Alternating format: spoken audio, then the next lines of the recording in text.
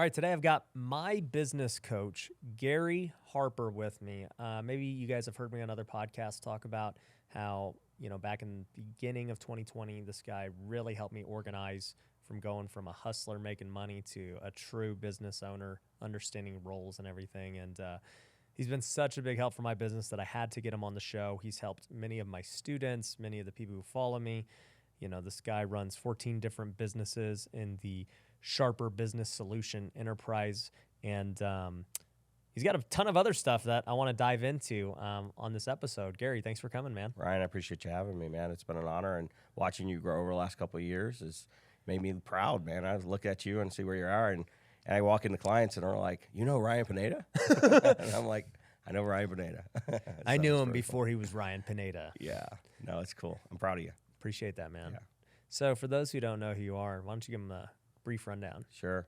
So started off about 21 years ago now in the business world. I just kind of worked my way up and in small positions within organizations, and got myself to a national manager by the time I was 21 years old, working with Fortune 500 companies, and then moved into executive roles with Fortune 500s. And it was in a capacity of consulting, business process outsourcing. Big Fortune 500 companies were bringing me in and along with our team to help them.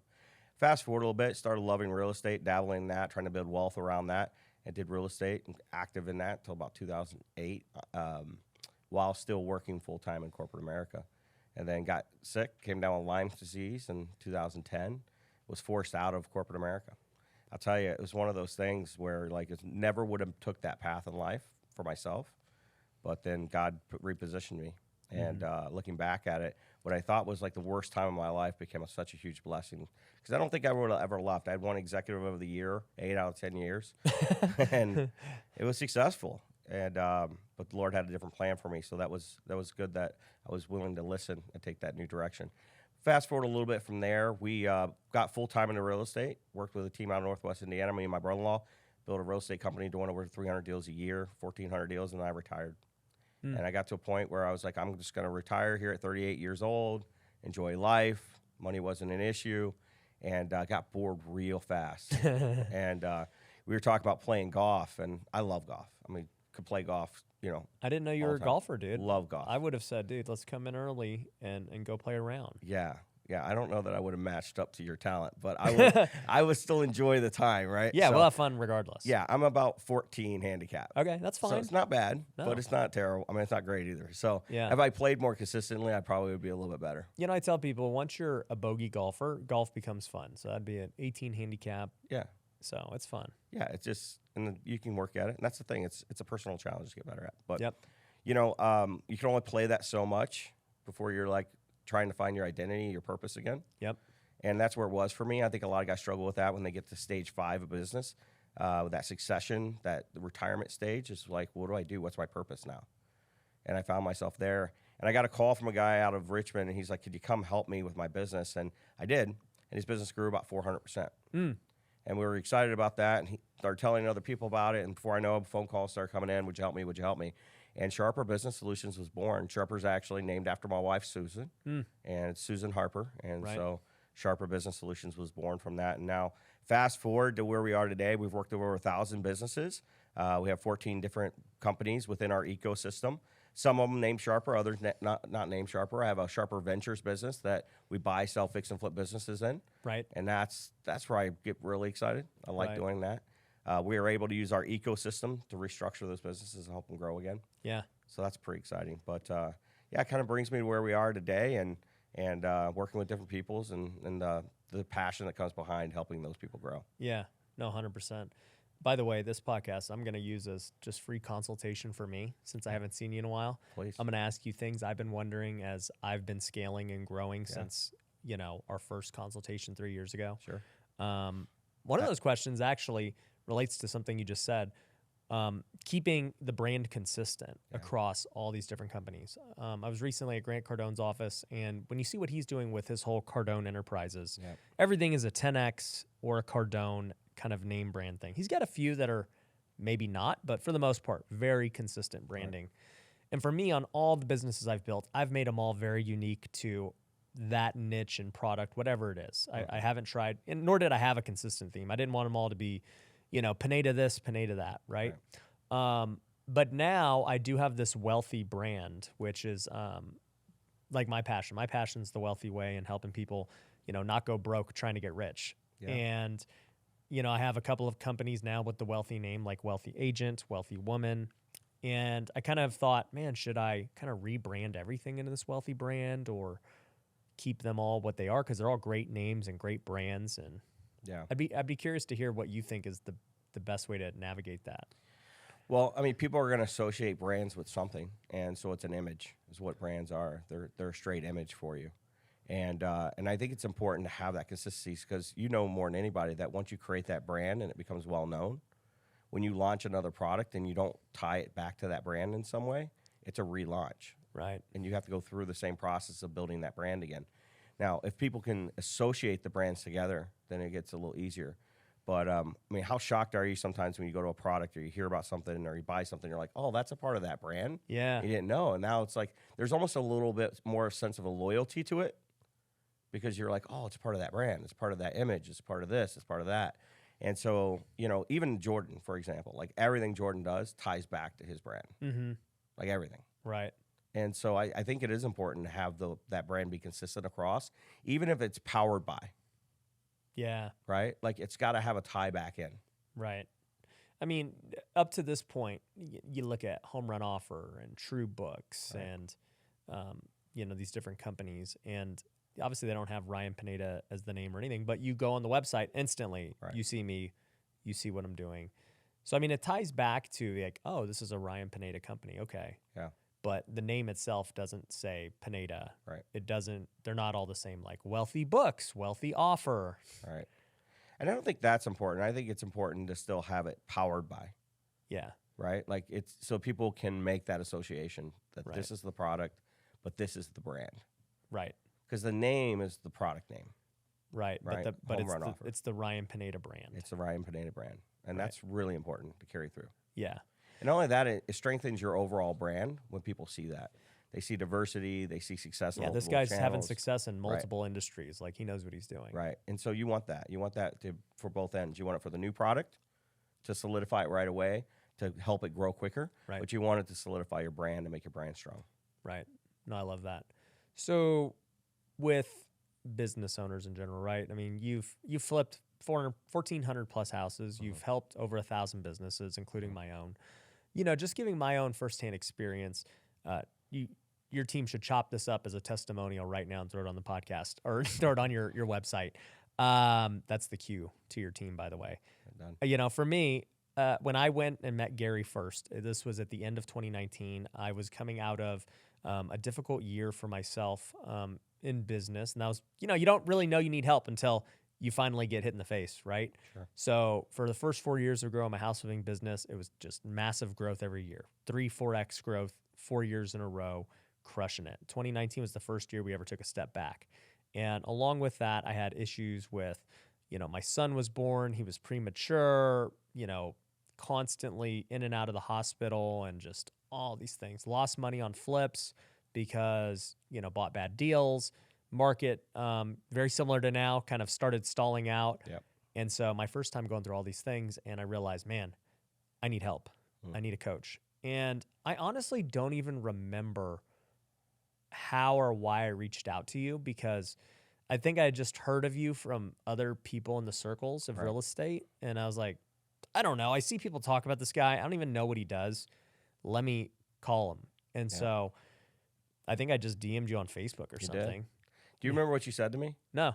So it's funny. I how many business calls have I been on? Right? Like, it's not like everybody we talk to that decide to hire us either, right? So like, out of all the ones I remember having the conversation with you, and it was funny because we were going through, and I was like really in detail on what we're gonna do and how we're gonna help it, and you just looked at me like, "Bro, I'm already sold. Would you just tell me how I need to move forward?" Yeah, just what is it like? Tell me what's gonna cost. Where do I send the money? Let's do this. Yeah, and I was already in the mindset of coaching you.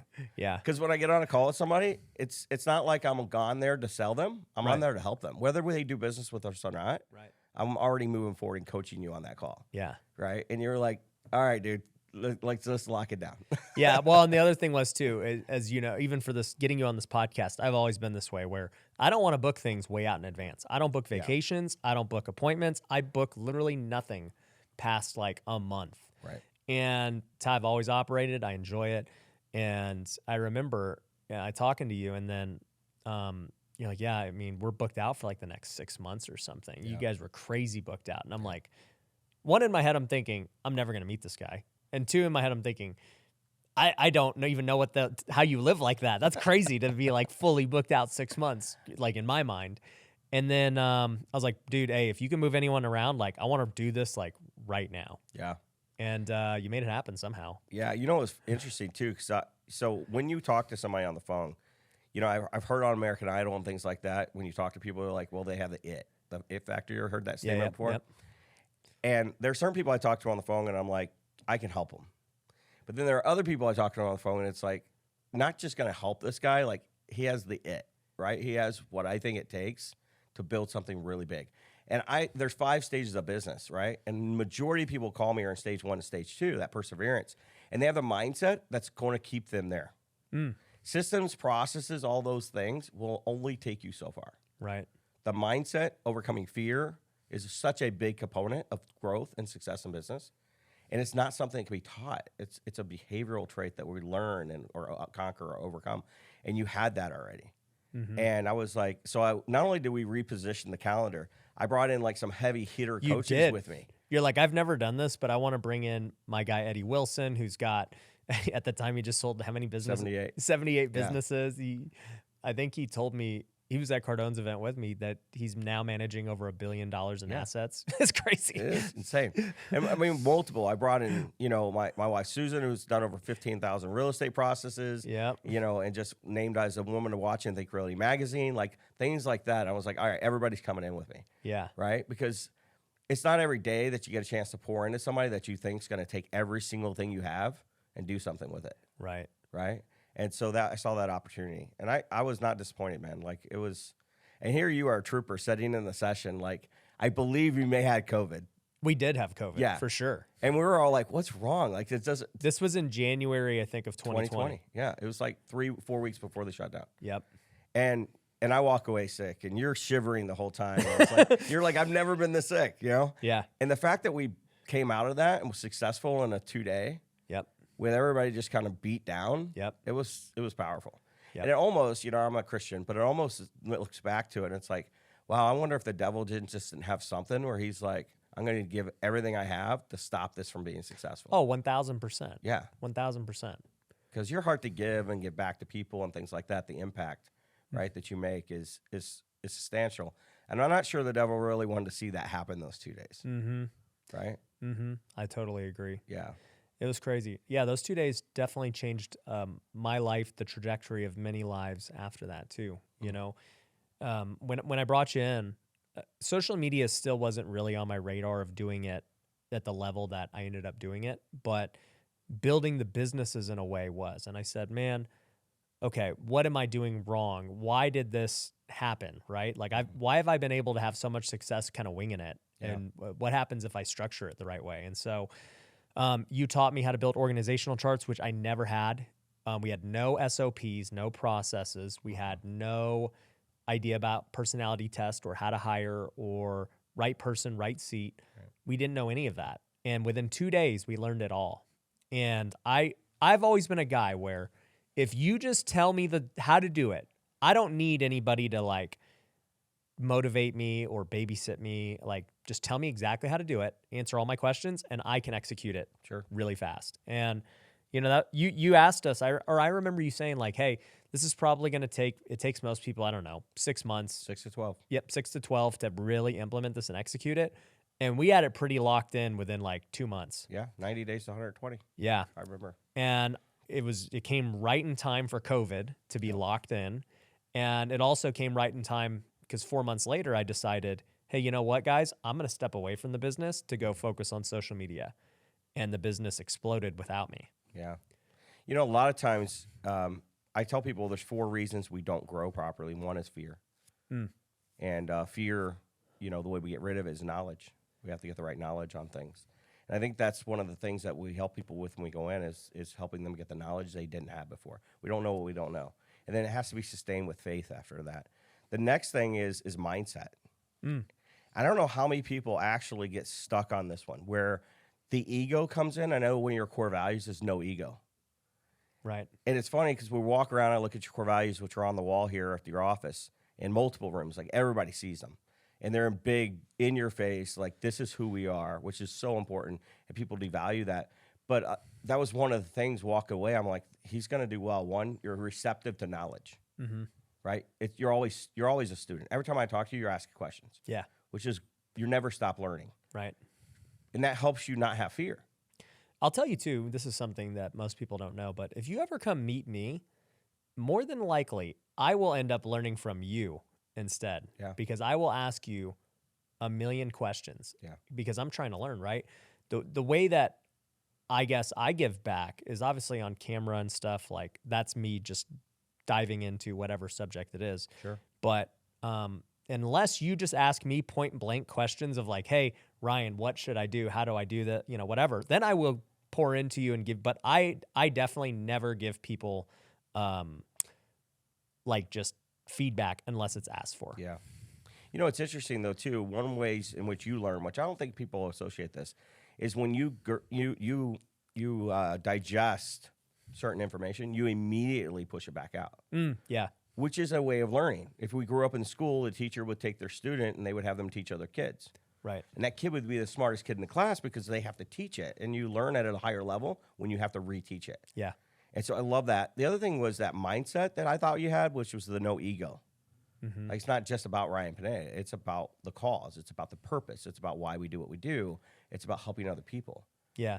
And those two things right there, if you ever ask me, like before systems and process, and we give a lot of credence and a lot of glory to those things, but without those two things, the system and process doesn't work. No, not at all. Because everything else that you build the system and process around is just going to be broken. Yeah. And then the business is limited to your 100% at that point. Right. It's only going to grow to Ryan Pineda's 100%. And it's interesting, I want to tie it back to what you said. You said when I stepped out. Now, there's a danger in that because a lot of people could be watching the show and they go, well, I need to get out of the way. It has to be the right time. Right. You have to have the systems and processes. You have to have the right people. You have to have those things. But then you have to cancel your ego out and say, it's not about me. And sometimes the business will grow without you. Yeah. And Right? that's the best case. It is.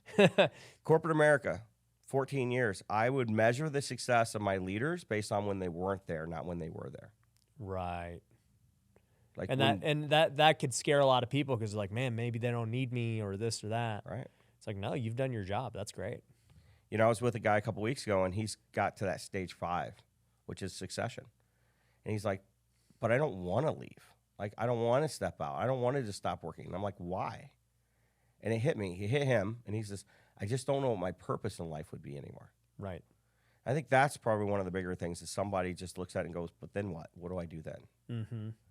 And the truth is that that's never the case. We let fear, we borrow from tomorrow's problems all the time. Yeah. That stops our progress in today. And that's the one thing that I think with you that I've seen. It's like, no, like there's always something way to grow. Right. And if you're not constantly learning, you won't see those opportunities. 1000%. Yeah. For me, I've taken what you taught me and applied it to multiple different industries and spun off business after business, and they all launch extremely successful, and you know they all run for the most part without me. Now granted, every business goes through troubles and trials, and you got to reinsert yourself and fix them and do all that. That's gonna happen, right? But if it can run 95% of the time without you, it's pretty good. It's very good. I'd say 75% of the time without Yeah, it is very good, right? Exactly. So today's podcast is brought to you by Future Flipper. So Future Flipper is a real estate education company that I founded back in 2018. And since then, we have helped thousands of students all across the country learn how to invest in real estate. And it doesn't matter whether you're trying to learn how to flip houses, whether you're looking to wholesale or build your rental portfolio. We've helped everyone in all the different circumstances. This even includes people who have never done a real estate deal. We've helped beginners get their very first deal. We helped other people who have already done some deals scale to doing multiple deals a month. And we've even helped people get to my level, people to scale their business to doing over 100 deals a year. learning to become an owner of the company and not be involved in the day-to-day, and learn how to delegate and hire employees at the highest level. So regardless of what boat you are in, we can help you out at Future Flipper. We've got amazing events. We've got amazing coaches. I coach directly in Future Flipper, and I would love to help you get to the next level. So all that being said, if you are interested in getting a free consultation call, a free strategy call to see what it's going to take to help you get to the next level, go to futureflipper.com and you can book a call with my team. Once again, check out futureflipper.com to book a call. I know that many of my listeners on this podcast are high income earners in fields outside of real estate. And they always ask me, Ryan, how should I invest my money? Should I go start flipping houses? Should I buy an Airbnb? Should I buy rentals? What do you think? And I always say, look, a better use of your time is continuing to build your business and your career because you're already really good at it. Trying to go figure out how to do real estate deals on your own and managing construction and all that stuff is probably not the best use of your time, but you can still invest in real estate by joining Pineda Capital. We will do everything for you. We will find the deals, we will manage them, we will get them renovated, we'll get them rented out and everything else. All you've got to do is invest and you're gonna get a return on your money. So if you wanna figure out what is the next deal that you can invest in, you can go to pinedacapital.com. Currently, we're only open it to accredited investors only. So if you want to get in on our next deal and you want to get on the VIP list, definitely go to pinedacapital.com and apply today. You know, I mean, the world and stories of business have been told hundreds of years, and they all go, you know, they all have that story of like a recession or a downturn or, right, you know, a market crash or something like that. And I always tell visionaries, like, the most important time for you to be in your business is when you have to re-innovate the business. Yes. You know, everybody thinks that it's like a fail rate. I don't know how many times, Ryan, I get a phone call from somebody and they're like, you know, my COO, integrator, you know, whatever, business unit leader, they're failing me. And I'm like, why? Because we're not making money. Recently it's happening, especially with the change in real estate. Mm-hmm. And they're like, I'm like, is it them or is it the market? Right. And they're like, well, I think the market. Okay. But they're not figuring out a new way to do it. I said, okay, here's the thing though. Just on the very nature of their job description is to integrate your vision, not create the vision. Right. It's your job to come back in the business and re-innovate the product. Right. Hershey did it in the early 1900s. He was out of the business. He stepped back in because his candy bar, his Hershey bar, was not selling. People could not afford a Hershey bar because they couldn't afford a meal. Right. So he stepped back in. He took the cheapest protein source he could find, which was peanuts, put it in his Hershey bar to give to people as a meal replacement, as a humanitarian effort to like feed people. Right. Because people needed protein. People were starving. So he added the peanut to his Hershey bar, and he says, this is going to be a good year. And the Goodyear bar was born. Oh, that's how Goodyear is. Got That's where it came from. I was thinking it was a peanut Hershey bar. Okay. Yeah, no, it's a Goodyear. That's where he took his Hershey bar, added the peanuts, re-innovated it, launched it, and had the best year in sales he'd ever had. Wow. Yeah, and I agree. That is totally the visionary's role. And it's something that, you know, obviously with the changing market, I've had to do is constantly innovate, right? You know, I had a meeting with Home Run Offer recently, and we've been undergoing innovation the last 6 months, even before the recession, Sure. Of becoming predominantly wholesale. Whereas the last 7-8 years that we've been predominantly fix and flip. Sure. And I just realized, you know, with everything else I have going on in my career, it's not worth having a company that's all fix and flip with that much liability and risk and everything else. I've also realized wholesaling can be scaled much bigger. Mm-hmm. And so we were already down this path of trying to predominantly wholesale. And then it just so happens too, when you're going into a market like this, wholesaling is definitely safer. It is. So it's absolutely safer. You know, we've had to reinvent that way. We've had to reinvent with, hey, what is our sales pitch to sellers now? Do we have to go for more creative finance? Do we have to do different types of things that we didn't do before? Yeah. And that's what we're coaching our clients towards now too. You know, knowledge is so important to make that shift and innovate. You know, your metrics. I always tell people, if you're going to grow a business, you better be confident. Right. Arrogance, no, but confidence is very important. And you better be confident in the area of vision, confident in the area of your people, confident in the area of your metrics. You better be profit confident. You better be making money. Yep. And you better be communication confident. Communication is one of the biggest keys to thriving in a business. But, you know, we talk about KPIs and metrics and things like that. And if we dive deeper into why you started making a shift, we would probably discover that you started looking at your numbers. Mm-hmm. And you're like, the numbers are telling me there are changes that are needed. Yeah. 3 major metrics that we watch, and the one that is less important today than it was 6 months ago is the performance metric. There's key performance indicators. That's what everybody knows them as. But there's also a key profit indicator. There's also a key process indicator. And so you have to be measuring all 3 of these KPIs in your business to make sure they're going. The last 90 days, especially in real estate and other niches as well, because we coach many niches, is that key process indicator tells you when your business is shifting. Right. Right? You can still get performance. For example, a process can break and you won't see the performance break for 3 to 4 weeks. Mm-hmm. But then it's too late, because 1 week of broken process will eventually affect 3 weeks of performance. Right. And if you wait too long to fix the process and make adjustments, then you're going to be on the outside looking in with 12 weeks of broken performance. Yeah. One thing you said when I first hired you that was super like mind blowing to me was you were like, hey, every business is 90 days away from like going bankrupt. Yeah. We disagreed on that right away. I was like, do you remember whoa. that? You're like, No. I don't know that I agree. I'm like, that's pretty crazy that every business could go bankrupt in 90 days. Like, what if you're sitting on a ton of cash and, you know, all this stuff? But the moral of it is true. Like, I've seen it where, hey, you buy, let's just say going into this market shift, you buy a ton of real estate, Yep. you know, and then all of a sudden market shifts, like, boom. Yeah. You could be toast. 90 days, you treat your employees like crap. They all leave. Yeah. The business is, there's lots of ways to go bankrupt in 90 days. Like if you just do a lot of the wrong things. Yeah. Well, the cash conversion cycle of a company will dictate how fast that happens. Right. Right. And in real estate, it's typically 12 to 16 weeks. Right. Right. Especially in a fix and flip company like you were focused on then. It's a little less harming to a wholesale business, which is why it's important when you're going into recession. You know, you look at that model a little bit more because the money's in the meter drop. Yeah. Think about getting a cab out here, right?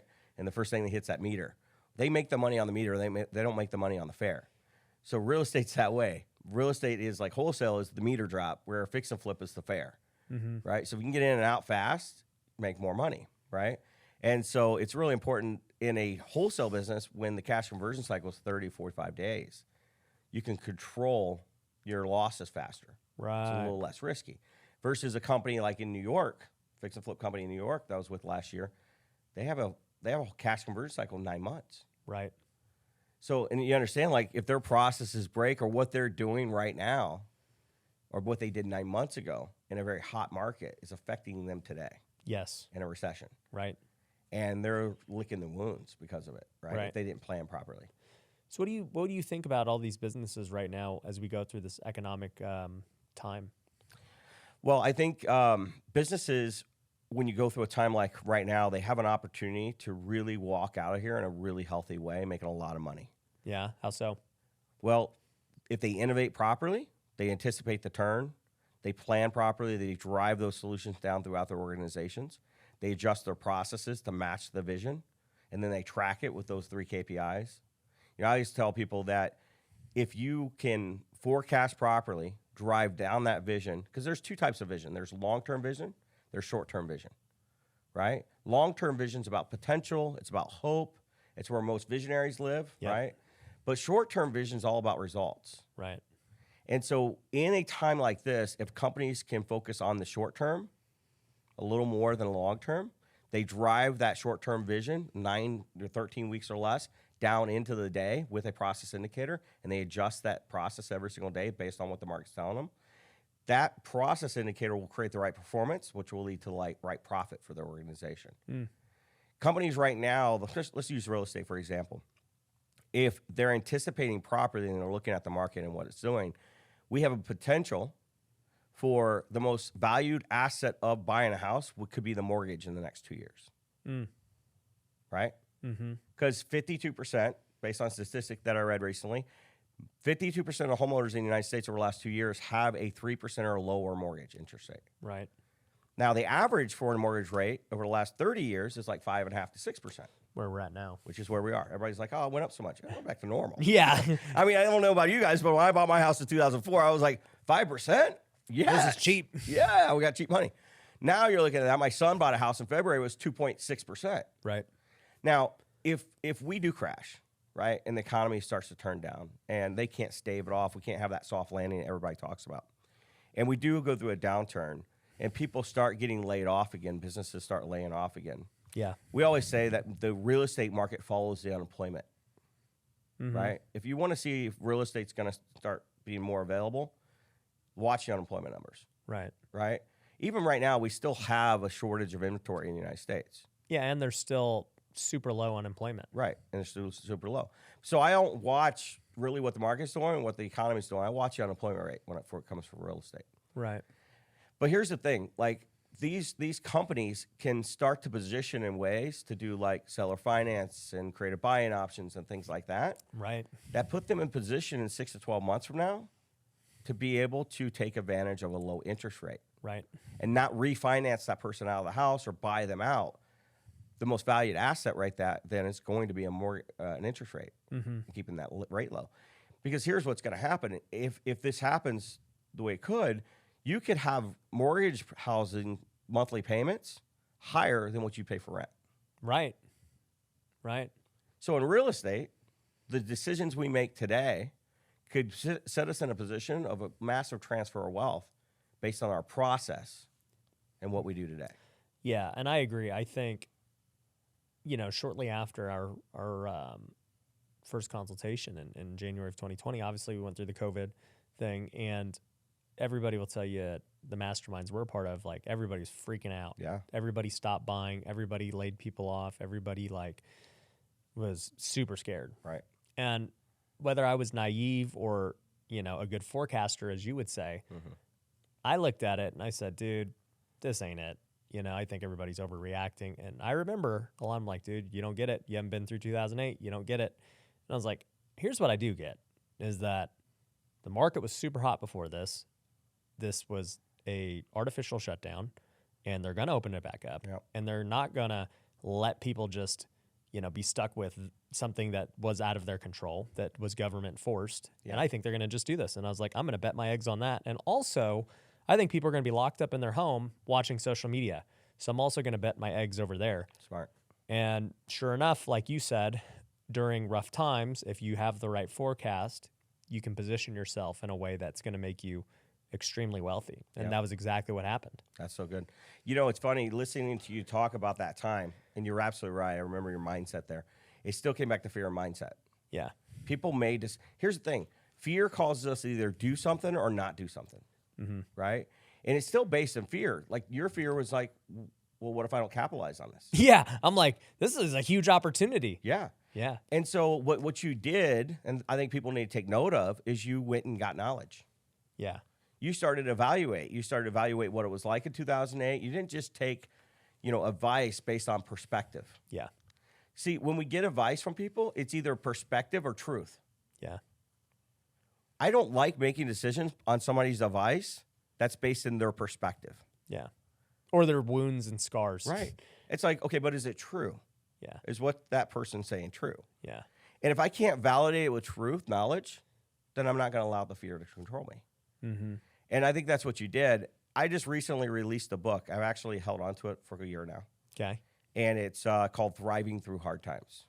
Okay. It's on Chapter Amazon. 1. What's that? Can people get it on Amazon? Yeah, actually, I can get it. Well, actually, not on Amazon, but on my website, they can get it. Okay. And it's a free gift. What's the website? Sharperprocess.com. Sharperprocess.com. Check it out, guys. So it's a free gift. And I wrote it in a really interesting way. Each chapter is about 2.5 pages. Okay. And then there's a QR code that you scan, and there's a video of me talking about the chapter. Got it. Because nobody reads anymore, right? And I'm like, I released a book, it is on Amazon, and it's called Is Your Business Sick? Yep.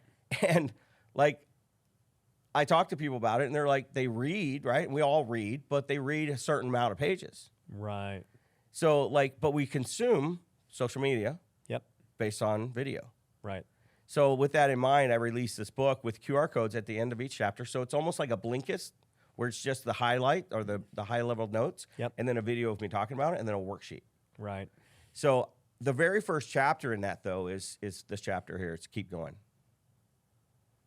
Like, everybody wants to tuck their tail when it gets hard. Yep. it's not a matter of like it's not a matter of like move forward blindly, Yep. but keep going. I just had this conversation with many employees at my multiple companies. And I basically said, here's the deal, guys. It's about to get much harder than it's been the last 2 years. And there's no other way around it. We're going to obviously innovate, but you're going to have to work 2 to 3 times as hard as you've worked the last 2 years to get the same result. You're absolutely right. And there's no other way around it. And you guys can complain that the leads are harder now and, we can't, it's just gotten so much more difficult, blah, blah, blah. And if you do have that mindset, you're toast. Yeah. And I go, you ain't going to work here. Yeah. And good luck finding another job, during this time. Right. No, it's going to be hard. And that mindset's so important. I've had similar conversations with people over the last couple of weeks. I put a post out the other day and I said, welcome back, salespeople. Yeah, you got to actually sell. Yeah. Congratulations, you have a job again, right? Like, yeah. Not everyone's just freaking, all right, give me, yeah. You got to actually work for it. I own a personnel company that we're hiring hundreds of people a month for people around the country. The hardest position to fill in the last 2 years was sales. Yep. It's like, why? Because every job was easy. So they were soaking up, like, sales were it was more order taking than it was anything. 1,000%. So it's like they're just soaking salespeople up, and there's tons of sales in the industry, and not just in real estate, just every niche, period. And so that was one of the most lucrative positions to have because people needed you in order to sell their product, and there was a lot of people wanting your product. And number two, like, you made bank. Yep. You're not doing much, right? And so now I'm like, welcome back. You got to actually go through old leads. Yeah. And like take it through a process and work hard. Yeah. I mean, you have to follow up. You have to use techniques again. You have to actually sell the product. Yep. And there's nothing wrong with that. But yeah, I mean, it's just been anybody in the last 2 years. Yeah, that's basically what I told him. I go, you can't be mad when the last 2 years life has been so easy and money's super easy to make. Yeah. And then now money's harder to make. Yeah. And you're mad about it. I know. I when we go in to help businesses, we go back every quarter with companies and reevaluate and look at their profits and key profit indicators to readjust strategy.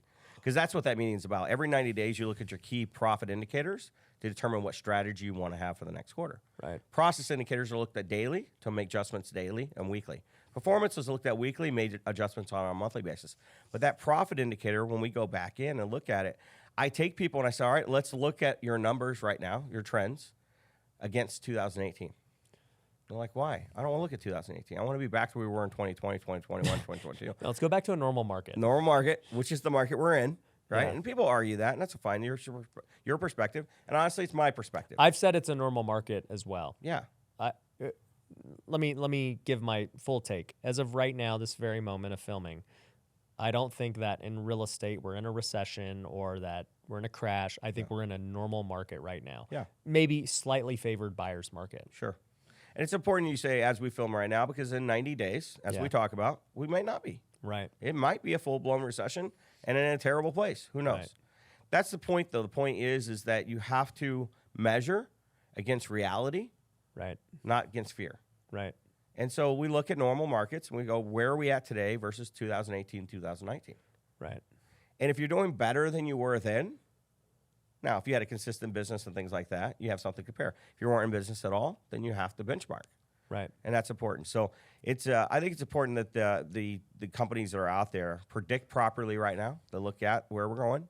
Right. You asked the question about making money right now. First of all, you better keep going.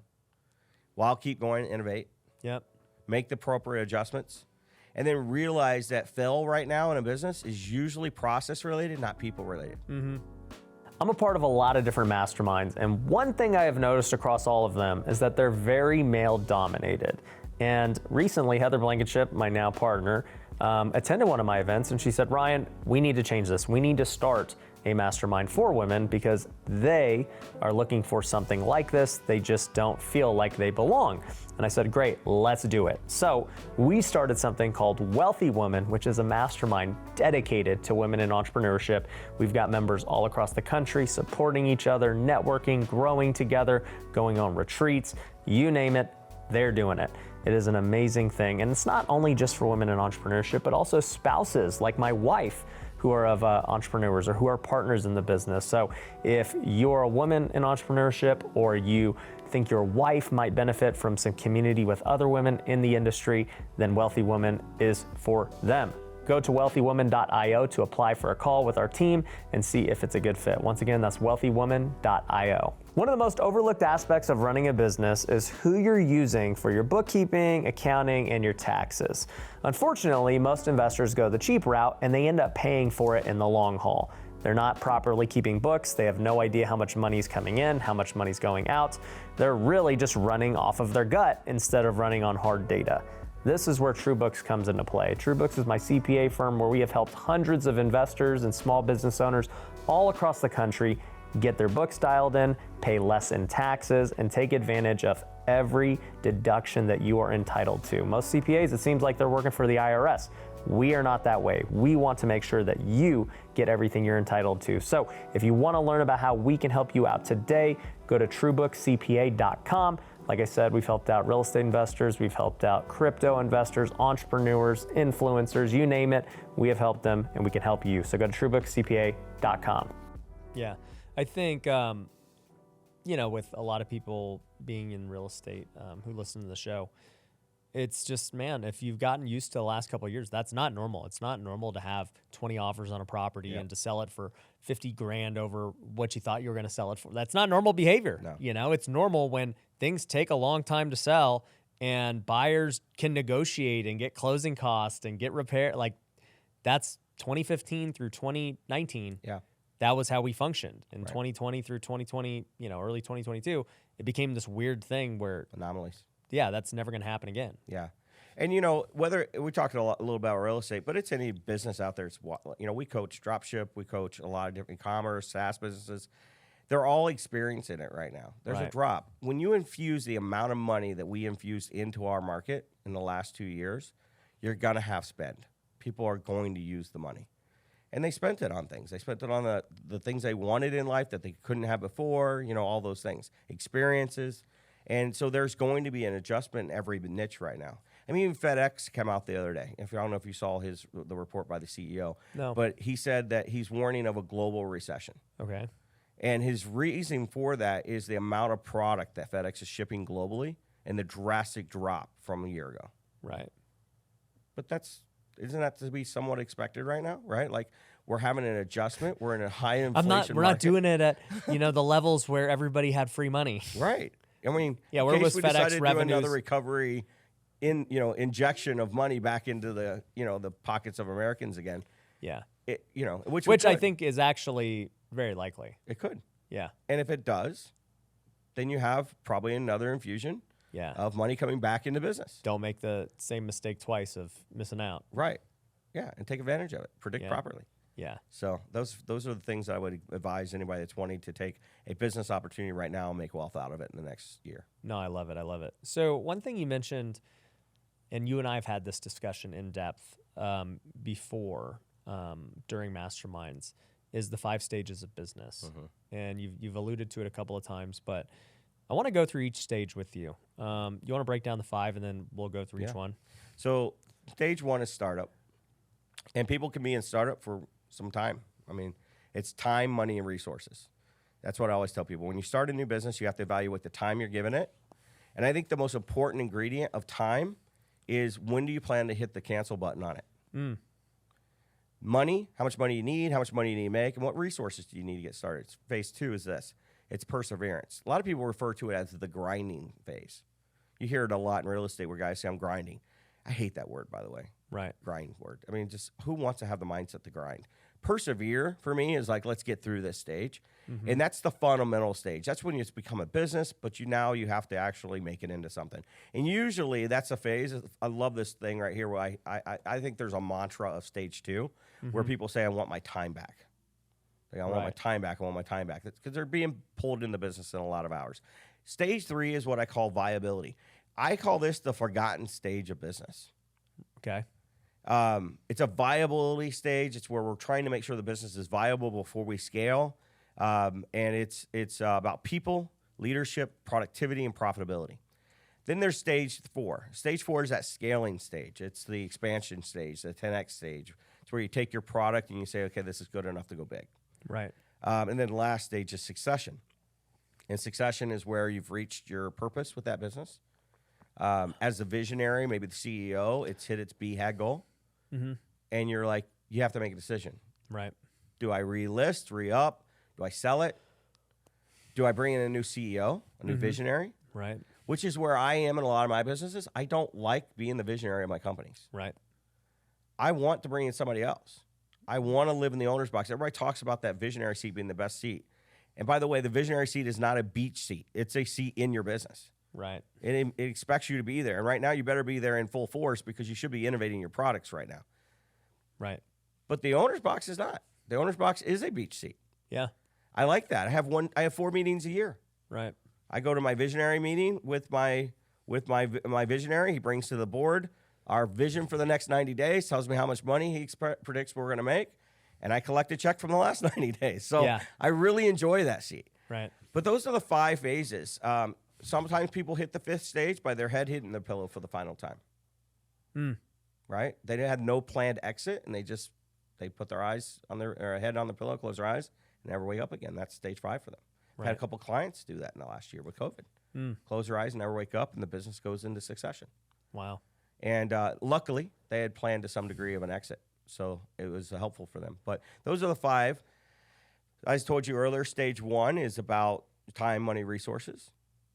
Stage 2 is about fundamentals of business, like what are your core values, creating a vision plan.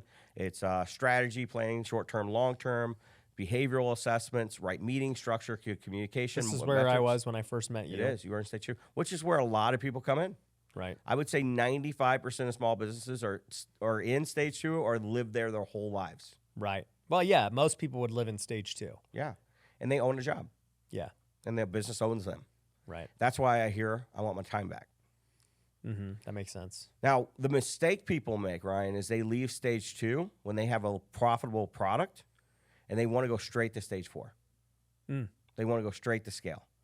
And if they do that and they don't do that properly, then the businesses falter and fail for multiple reasons. One is you hear, I didn't have the right people in the right seats.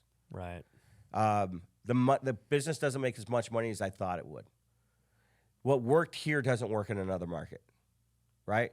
And those are all excuses. The reality, if you do it that way, if you go from stage 2 to straight to stage 4, it's reality, and usually ends up costing your bottom line. Your back pocket usually suffers the most. And so then entrepreneurs look at it and go, why am I scaling? I'm just going to take it back. I don't know how many masterminds I've been in before, Ryan, where guys are like, I make less money now than I did when I had 2 employees. Right.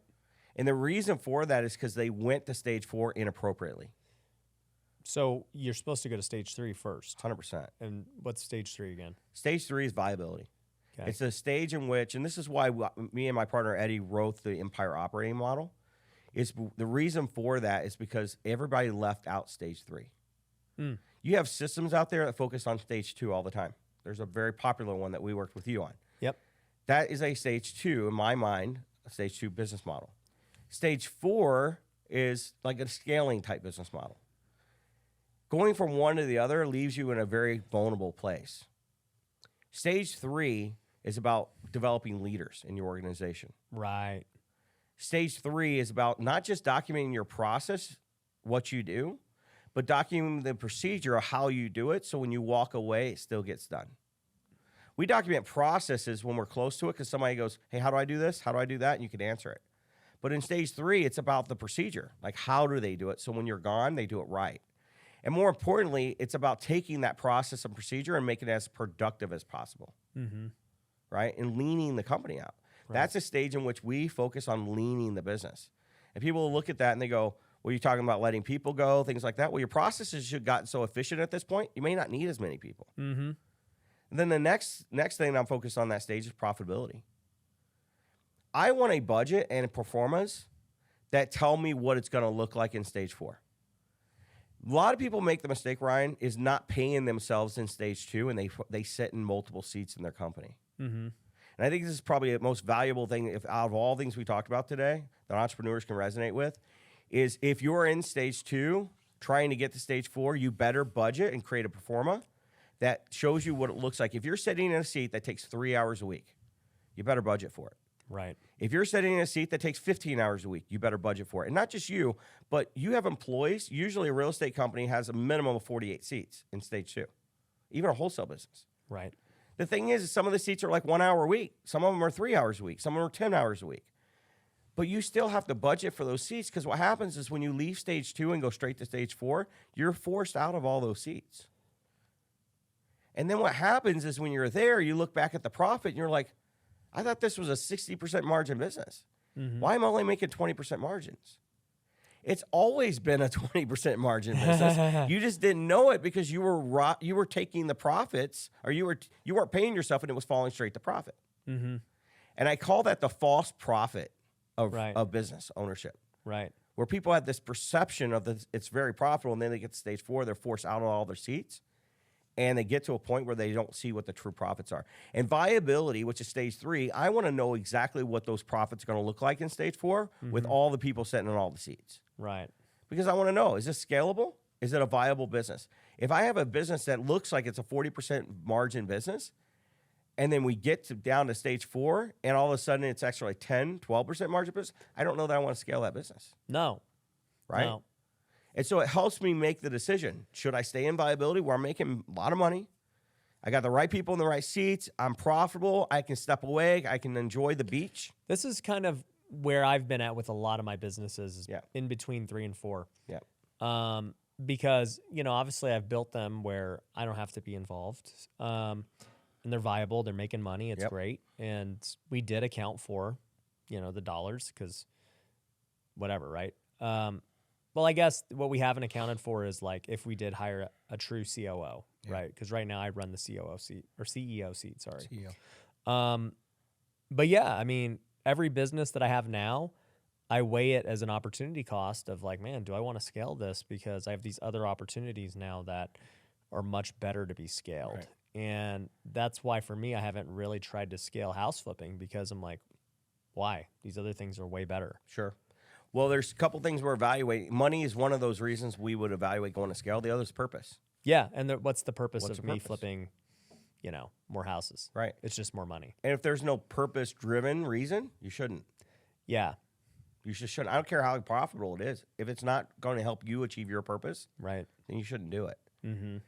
I see more people sell those businesses because they're profitable Yeah. and move into their purpose at that point. Right. And that's a fine thing to do. I tell people never leave stage 3 and go to stage 4 in a business model if it's not purpose-driven. Right. Because here's the thing. There are no guarantees just because it was profitable in viability that it's going to be profitable in expansion. Yeah. This There's is kind of where we're at with Future Flipper, is that we're now in stage 4 of, like, let's scale this thing to the moon. We have purpose behind it. We love teaching people how to flip houses, and I want to make sure there's a clear distinction from what I'm saying is, like, me teaching people how to flip houses, I'm very passionate about. And for most people, creating a house flipping business that makes them a few $100,000 a year is, like, amazing. Yeah. It destroys what they were doing before. It's more money, more freedom, everything. For me, when I'm talking about, in my own unique situation, it's like, yeah, I have other opportunities that make me millions with more purpose and less work and more scalability than trying to scale house flipping. Yeah, and for somebody that's trying to get out of a job and they're trying to make wealth happen in their life, fixing and flipping a house can be very wealthy-driven model. Oh, yeah. I mean, Changed that's my life. It's why, exactly. That's why I did it. Yeah. I always tell people real estate was the thing to get me to my thing. Yeah. That's how I feel too. Yeah, and it's helping people. Well, and real estate's also the thing, once you get to your thing, that you end up going back to write off all the money you make from your new thing. Yeah, yeah. Without it, it's a necessary evil at that point. Yeah, I have to buy. I have to continue to buy real estate no matter how much I want. Right. So, once we leave that viability stage, we've left it for purpose. We've done the right thing. We have the right people. We have leaders. Yeah. We have profitability, and we have productivity. Now we can scale properly. Right. And I think the success rate, talk about the Small Business Association and the fail rate of 10 years for a company, I think it would be much higher if people actually took viability more serious, right? And then go to scale. Right. Which in scale, it's like stage 1 again. You have to reinvest time, money, and resources. Right.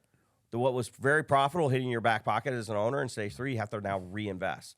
And there's some budgetary items that have to come in, like research and development, capital expenditures, things like that have to be brought in as well for stage 4 that are really important for that stage to be successful. But once you get there, and if it's purpose driven, boy, it's the most rewarding stage. Yeah, you and I talked about this before I started getting so heavy into tech and other things. But what I can't even remember the conversation. It was at CG with we were just chatting like at the bar or something. Yeah. And you were telling me this exact blueprint, and I was thinking through my head of scale. And I think you and I were basically talking like, hey, if you want to scale to $100 million company or $1 billion company, like, what do you think I should do? Right. And you were like, it's got to be tech. Yeah. That's the only way. Yeah. I mean, tech's the fact. Well, based on who you are, because your drive to want to get there quickly. Yeah. Right. Like, you can get there other ways, but like the best way to get there, the fastest way to zero or from zero to go is tech right now. Right. You know, a SaaS business or some type of business. Even if you have a service type business, you can get there if you bring in the technology side of it to that business. Right. Much quicker. Mm-hmm. The EBIT on a company goes up. Right. And so every one of our businesses, like, I had to tie it back to a software. Right. Just to make it stickier. Yeah. Yeah. Yeah. I mean, it's almost like in real estate. Why do people do property management? For the tech. Yeah. Well, they do it for tech, and then they also do it because it's a necessary evil to get the other things they want, right? Like, and so it's like a support product to fix and flip. It's one of these things. Right. Well, like service-based business or like a support product to a tech company. Got it. It's pretty much why I do it. Got it. And then, you know, from there you go to step 5, succession. Yeah, succession's a beautiful stage, but it's also the most confusing stage. You lose your identity, like you said. You do. You've built your company for however many years, and you know, you go to the office every day for all these years and you're grinding it out, and then all of a sudden you got this fat stack of cash and you're like, what do I do? Yeah. I actually find that more people hit stage 5 with depression than I see in any other stage. You know what you told me is people skip stage 4. You said they go straight from 3 to 5. They do a lot of times. I remember that. Yeah, and so, you know, they don't have the purpose to do it, and it's just about the money, or, you know, they get to that stage and they go, all right, I'm ready. Like, I don't want to scale this thing. So they just leave straight from stage 3, go straight to stage 5. Yeah. Which is succession. And but they still have the same problem that everybody does when they get to stage 5. It's like, who am I now? Mm-hmm. What am I known for? It's so much easier if you start planning that exit in stage 2 when you get there than when you get there. Right. So, like, I've seen you do it. I've seen you, like, always have this other thing. Like, you're always, because you're learning all the time. Yeah. Like, what else could I do? What else could I do, right? I don't ever plan to retire. I tried it once. We talked about it. 38 I don't plan years to old. retire either. Dude, I got so freaking bored. Yep. Like, that's just not who I am. I want to solve problems. Yep. I will even create problems just to solve them, right? So you're laughing. I like to test my capacity of what I'm capable of. Yeah, That's what I test like your to limits. do. You know, I was watching the Top Gun movie as on my flight here. Uh-huh. And he's like, my job here is to find your breaking point. Okay. I love that. Like, Yeah. I don't know why everything in that movie got me excited about. Like, I like living in the uncomfortable. Yeah. I like that. I embrace the uncomfortable. Like, I indulge in it because it keeps me at my limits. You know what something Cardone said during my time with him? He said this to everybody. He goes, hey, look, you want to grow? Obviously, you're going to have to give up things. You're going to sacrifice things and get uncomfortable. And basically, he said something to the same nature of like, look, I embrace hate. I embrace lawsuits. I embrace all the things that come with growth because that's just part of it. Yep. And it's just like, you know, a lot of people don't want to get uncomfortable. They don't want to deal with, oh, man, I got to risk hiring this next guy. I got to risk spending more money on ads. Man, this person's not going to like what I say. And it's just like, no, dude, you got to embrace all the negative things that come with growth. Yeah. And if you look back at history, successful businesses as we see them today, Disney. I mean, he filed bankruptcy multiple times. Right. Right? Like, you know, everybody has that story. Yeah. Of where they had to embrace. You know, one of my favorite stories was Rockefeller. Rockefeller had so much fear of loss. By the age of 48 or around that age, his health deteriorated so much his hair started falling out. His body hair started falling out. Wow. Like, he had to have a special diet because his stomach was so messed up. If that's the only judge of whether you're stressed or not, then I'm doing pretty good. Yeah, you're doing really good. Like, where's your stress, right? Yeah. Like, I can show you some of mine. Mine's a little bit gone. But anyway, he got to the level of, like, he had to, like, let go. Yeah. He had to like get to a point of going, I can't let fear. And now this, mind you, Rockefeller is probably the most successful businessman I consider the last 100 years. Yeah, they say he'd be like freaking trillionaire. Yeah, and it's still, the legacy lives on through his family, which Right. is insane. That usually doesn't happen for that long. No. It's very rare to have businesses like that. But anyway, he started the Rockefeller Foundation. And he started that from that illness because he said, instead of being fearful of losing it, I'm going to start giving it away. Boom. And it rocketed him. Mm. Like, it was, fear was gone, and he wasn't fearful of losing anymore. Yeah. Right? And I think we all have that somewhere in us. Like, we all can like, well, I got rid of this fear and I got rid of this fear. My biggest fear in the world is flying. Really? By far. You know how That's all people you get do for snared a in living. snakes? Yeah. That's my fear, is flying. Wow. At 21 years old, I wrote about this in my book, Is Your Business Sick? I said, my boss came to me. I was a national manager of business initiatives and development. I used to go around and help patent law firms and stuff with their businesses. And he's like, I need you to go to this place in San Diego. Mm-hmm. And I'm flying like over this area, the Vegas area. And something happened where we had this massive drop in the air, and a stewardess hit her head, and we had to have an emergency landing. Dang. It was crazy. So we land. She gets off plane. I'm rocked a little bit. I'm like 21 years old. I'm like, wow, that was freaky. Like, never experienced that before. And I didn't realize how much it really hit me until like a couple weeks later, and I get back home. And he's like, so I need you to go to D.C. And I'm like, yeah, Jacob was just born. It's not going to good time with me, blah, blah, blah. Made an excuse to get out of it.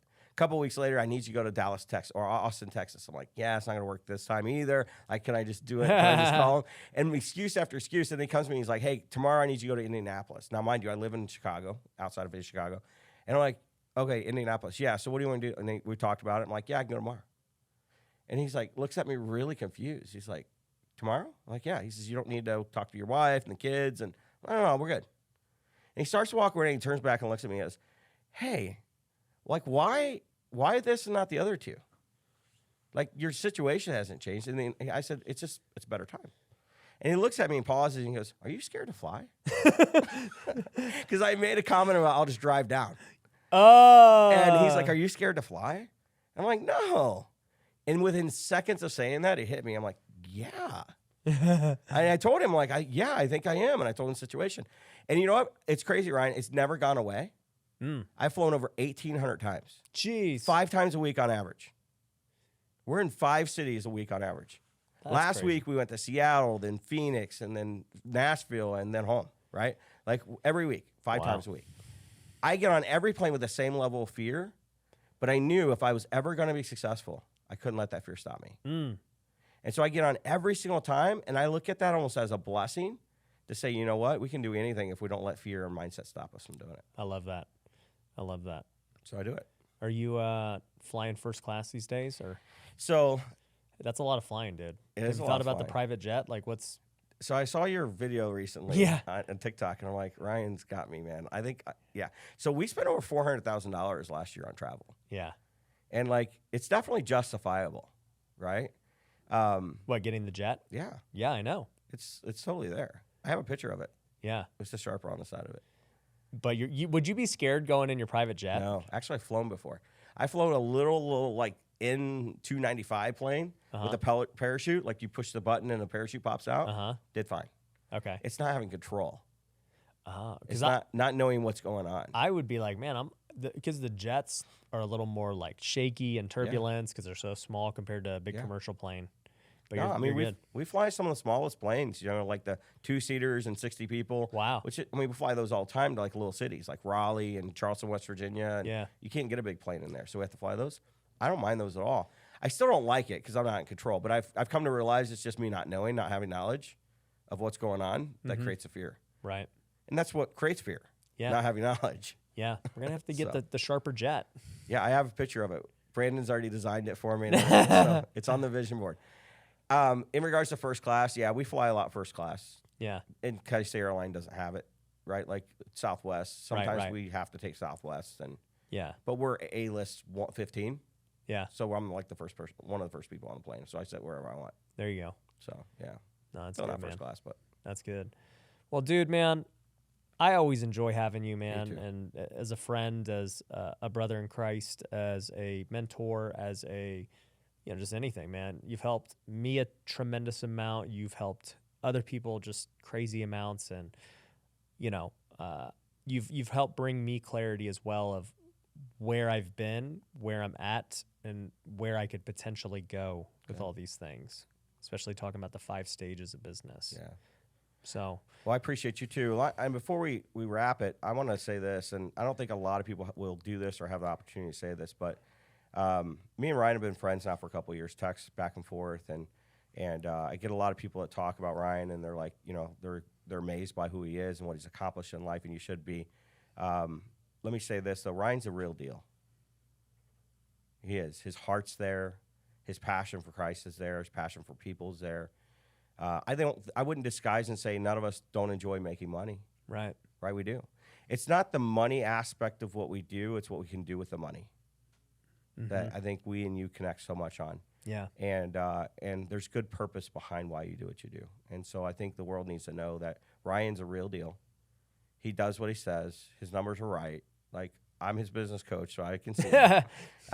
He's the real deal, and I think you guys do yourself a disservice if you don't stay to his teachings and things. So stay glued in on him, where he's going.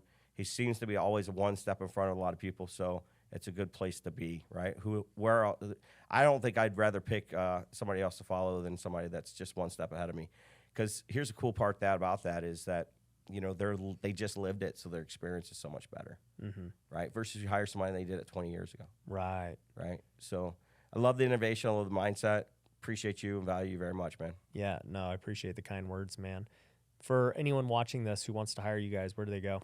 Sharperprocess.com. They Okay. can get on there. They get a free consultation. They'll actually can go on there and get that book. We send that book out to just about anybody wants it. Yeah. It's a pretty quick read. It's really, really, really thin. Again, a lot of the content's in the video. Yeah. Less the reading part. But that would be my suggestion. A lot of different products. We don't have a one-size-fits-all solution for people. We look at where you are, what phase of business you're in, what you're struggling with the most, and then we make recommendations on a product based on that. Yeah. So it's not like, here's an operating model, and this is what we implement for everybody. Right. Yeah. Like I said, guys, well worth it. We still use their model today in all of my businesses. It's why I'm able to start them up and spin them off so quickly. So definitely check it out, sharperprocess.com. Gary, thanks for flying in today, even though it pained you to do it. I now know that. But dude, once again, it's great. Guys, thank you for watching. Thank you for listening. We will catch you on the next episode. Peace. I hope you enjoyed this episode of the Wealthy Way podcast. If you got value, there are 2 things I want you to do. The first is go to wealthyway.com and get access to all of our free stuff.